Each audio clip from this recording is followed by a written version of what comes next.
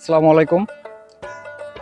বাংলাদেশে ধান চাষের জন্য সবথেকে বড় সিজন হচ্ছে বড় সিজন, এবং বড় সিজনের অঞ্চল ভেদে কোথাও কোথাও সিজন শেষ হয়ে গেছে এবং কোথাও হচ্ছে এখনো চলমান।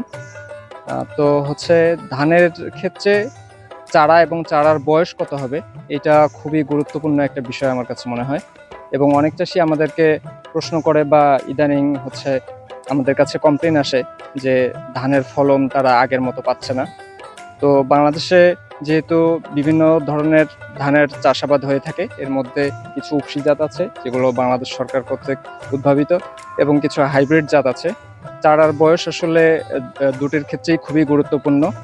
বিশেষ করে হাইব্রিডের ক্ষেত্রে চারার বয়সের কারণে ফলনে অনেক কম বেশি হতে পারে, এবং এতে কৃষক যে আছে তিনি লসে পড়তে পারে। তো আসলে ধানের চারার বয়সের আইডিয়াল অর্থাৎ হচ্ছে আদর্শ বয়স কত? ধানের চারার ক্ষেত্রে আদর্শ বয়স হচ্ছে 25 থেকে 30 দিন। 25 থেকে 30 দিনের চারা করলে সেটি হচ্ছে আপনার ফলন ভালো দিবে, এবং এর যে কার্যকরী কুশির সংখ্যা, এই কার্যকরী কুশির সংখ্যা বৃদ্ধি পাবে, এবং কার্যকরী কুশির সংখ্যা বৃদ্ধি পাওয়া মানে হচ্ছে স্বাভাবিকভাবে ফলন বৃদ্ধি পাবে। আমরা অনেক সময় দেখা যায় যে আমি বিশেষ করে সিরাজগঞ্জ অঞ্চলে কাজ করার সুবাদে দেখেছি যে হচ্ছে অনেকেই চারার বয়স 55-56 দিন পর্যন্ত করে থাকেন।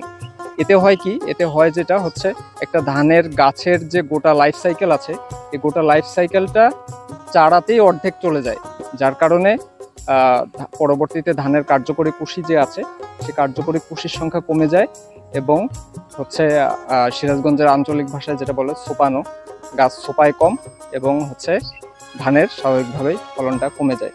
সো আমরা যখন ধান করব, ধান করার সময় আমাদেরকে অবশ্যই খেয়াল রাখতে হবে চারার বয়স যেন কম হয়, এবং সেটি যাতে অবশ্যই 30 দিনের ভিতরে থাকে। ধন্যবাদ। আসসালামু আলাইকুম।